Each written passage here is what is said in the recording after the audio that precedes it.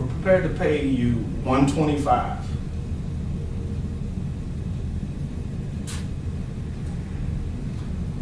In consideration for the fact that, There's future business. future business and Mr. Edwards is no longer with the company and all of these things. It's free money. Ron didn't do anything. That's debatable. Whenever he was in there, he did leave the materials. Now, whether your client used them, that's neither here nor there. But the materials were available, and it's quite possible, especially after the scene that was made, they did refer to them at least once after he sat down. And I want this to be a gentleman's agreement as opposed to a lawyer's agreement. Absolutely. At least in terms of the way we're going about this. Okay, so let me ask you, Michael Johnson. So you guys are saying that none of our work product, none of our clients' work product, no one on this side of the table's work product was used in the valuation or disposition of that company. I don't think that's what we're saying. I think the valuations, I'm sure were helpful to our client. They provided a basis for him, and he was able to refer to them and use that to help me to get a deal. Our issue is that there was a major part of that fee. Commission is based on being able to sell the product. Commission is supposed to be based on your work in selling the product, not necessarily valuing the product. No. So what our issue is that your client or your client's employee, Mr. Edwards, didn't put a good faith effort into selling our client's product and did not communicate with our client any issues, anything that was going on. He basically ignored our client for 8 months and only came up with a buyer when our client finally was able to secure someone himself. And we've come across these points of contention before, and we understand that y'all or your client feels as though that he was shortchanged, but we can assure you that our client has done everything in their power to do what they were contracted to do. Okay. Can you offer any evidence that your client did anything other than the valuation analysis? We would have to go back and speak with our client. And Jocelyn, I feel like we've taken a step back, unfortunately, because you brought back up commission. I thought that was one of the things we had agreed on initially, that was all agreed upon us, that because contractually that it was a firm underwriting and that it was eventually sold, that the commission was agreed upon, that the fees and the sale and the actual expenses of what we're discussing now. So is that not true? Let's just return to the No. point. As far as dollar values go, because we are kind of backtracking. You know what? Hold on, because Michael has a point right here, Robert. I didn't follow much of your underwriting discussion, honestly. It was the sale of the company. There was the commission, the 5% for the first $5 million and 2% for the next $5 million. That is actually commission. That is what our client earned off of the sale of the company. What we are discussing now, and the $40,000 was on top of that. So our client actually earned $740,000. What we are talking about is the additional $350,000 bill on top of that for our expenses. But if I might, I know you have a point, but I just wanted to get a reminder of where exactly we are with y'all's number. Mm-hmm. We're at 210, and I'm sorry I didn't write it before. What number are you all sitting at? We're at 125. 125. But you remember your 210 includes the 40. Right. So where's the where's the 740 figure coming from? It was a $10 million sale with a commission on 5% on the first $5 million and 2% on the next $5 million, which is a $700,000 sale, which that is the direct commission on to $10 million.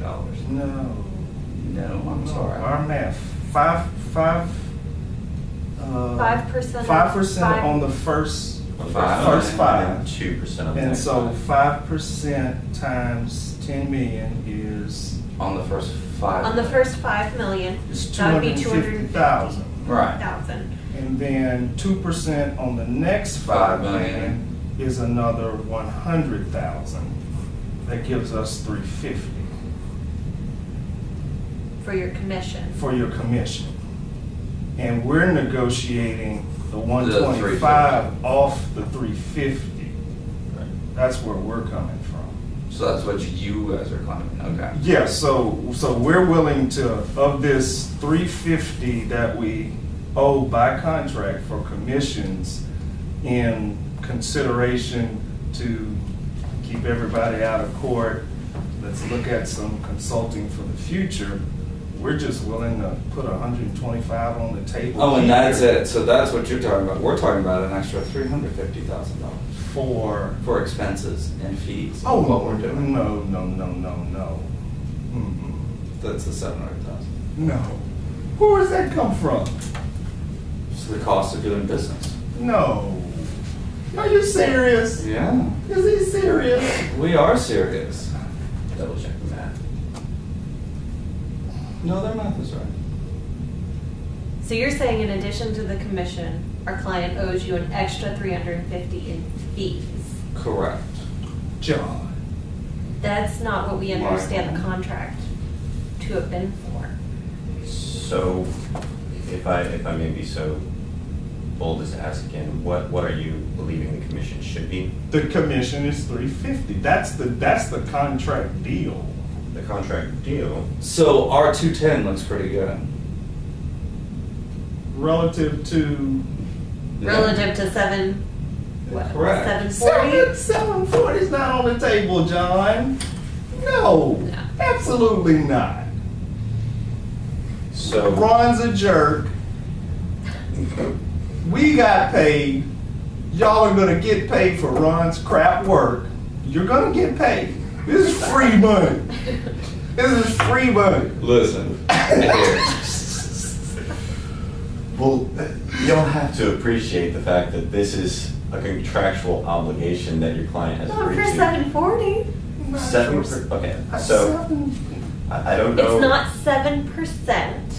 It's not. It's 5% off 5 million, 2% off 2 million. Which Plus, we have another $350,000 in fees. We have time plus expenses. We have time plus expenses plus the commission. So in other words, commission is what we earn for completing the sale. That does not mean what is included in as far as the work and the expenses that were incurred in completing the sale.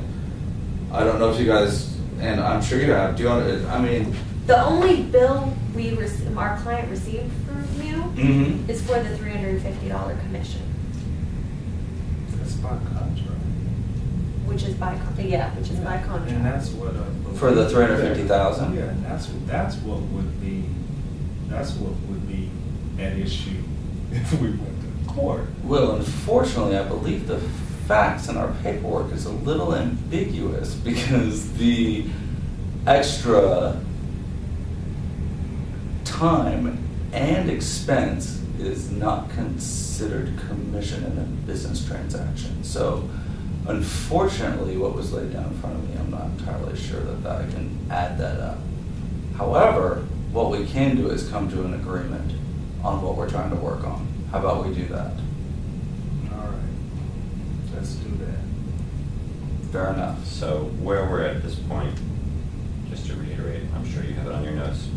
You all are at 210, or excuse me, you all are at 125 and we're at 210. Our initial claim is 350,000. You all believe ours is too high. We believe yours is too low. We believe that was too high. And we believe yours is too low. Okay. But that. So just to be clear, you're admitting the disputed amount is $350. That's what you just said. We're making, yes, we're going to go ahead and to move these negotiations along. We are going to go ahead and, Okay. So What from was that? this point forward, $350 is our disputed correct. amount. So, I suppose in the interest of, as we discussed long ago, the continued business, and the substantially substantially smaller amount than we were initially discussing. To be fair to all sides, I think it would be reasonable to split the cost. I think that our client could agree with that. We could both go home with our heads held high. As far as, and the number that I'm talking about splitting is The difference. No, that's why I wanted to clarify. We're talking about splitting down the middle of the original claim. So as far as 350 is concerned, cut that in half. I So think. 175. Right. That way, essentially we are kind of in the middle at that point too. And again, I think it'll benefit both sides. I think the prospect of avoiding litigation for your company is going to be superb, as well as our continued relationship.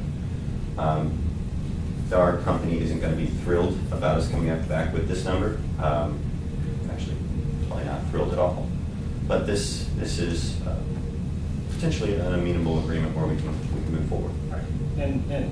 While they may be not thrilled with coming back with that number, the other thing that you have to consider is what company wants a reputation of suing their clients? I don't think that's the reputation that you all want as an investment company. So, take that back to them and tell them, look, we don't sue our clients. They're our clients. We do work for them. So if they try to get on you about that, you go back and tell them, we don't want to have a reputation. I'll worry about But it's my also- employers, but as far as this goes,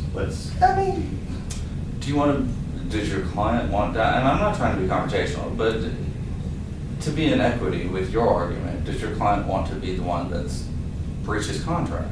Well, as a matter of fact, there's a time to breach and there's a time to pay. I mean, we all learned that in law school.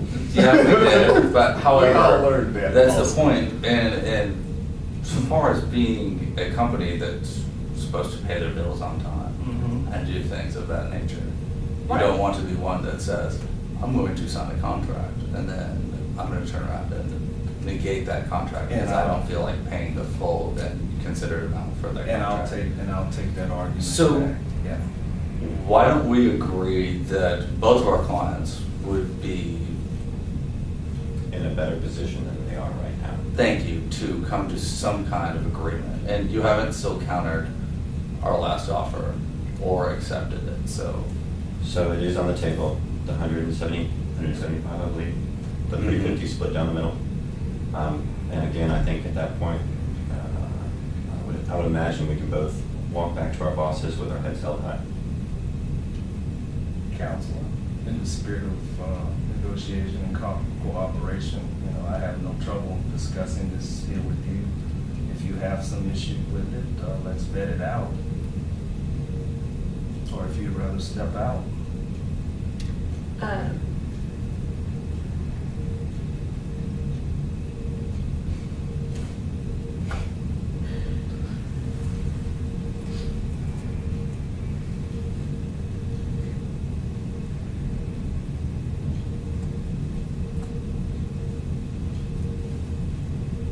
I'll support you. Well, we understand cutting in half, splitting the cost. We still believe that that would leave our client in a lesser position than your client. So we would like to offer a counter of $150,000. Just to set the bar a little more skewed for our client, because we believe that there was damage done to our client by the contract not being completed.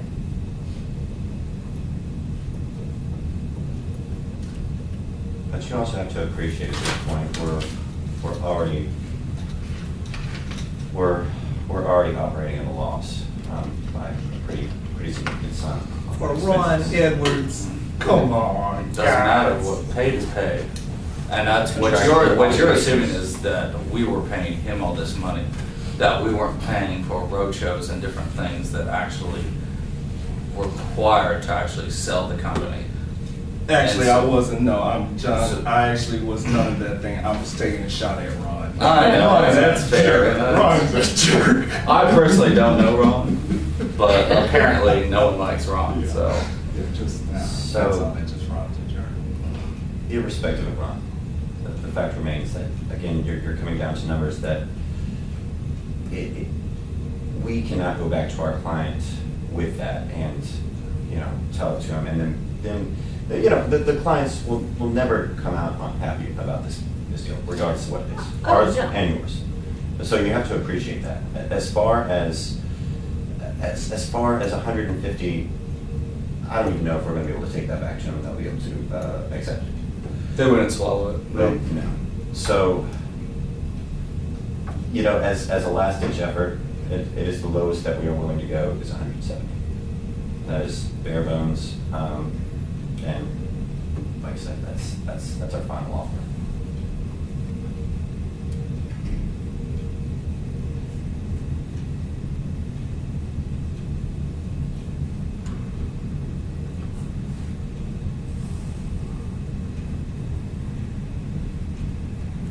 Well, that 170, if you go back to your original agreement with the 40, and it takes you back to the 210 where we started the That's discussion. exactly right, it does.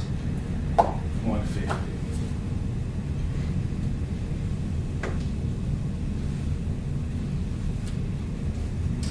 But if I remember your statements earlier, Counselor, you said that was paid, that was ours, and that was assigned to this I deal. understand that, but that also was a different discussion about a different number then too.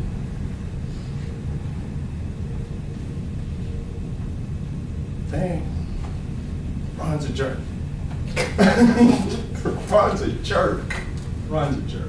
We understand that, but our clients also have a desire that they feel that the cost of litigation would net them eventually a greater number than what you guys are providing us at It this would be more point. than double. And they are more than confident in our case once it goes to trial, and they're willing to take that chance. So Well- with, if you don't mind me finishing. Okay. I understand where you're coming from, and we understand that. You done? If we were to reduce that number by $5,000, can we all walk away from this table happy? 165? Yes. But they're assuming one lawsuit for the contract. Mhm. We've probably got a good negligence claim against Ron. No, you do not, I at do- all. I believe we do.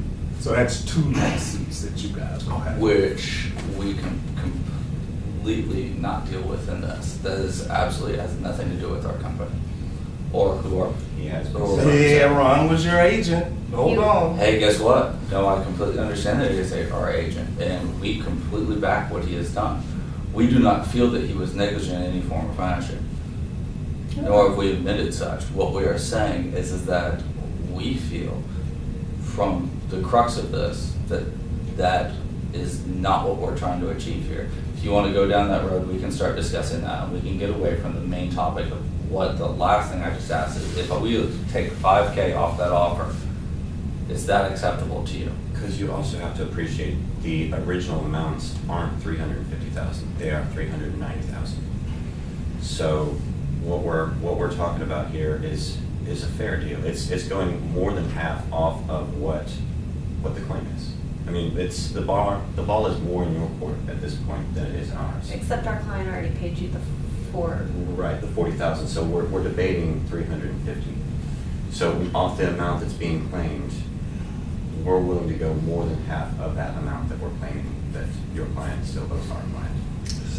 So 165 is the number? That's what we've offered.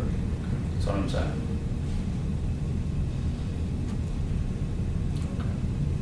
I think I can. Can you? All right. And we'll get those papers drawn up for the future business. Ron's a jerk. And- Ron is a jerk. Now that you turn the video off, we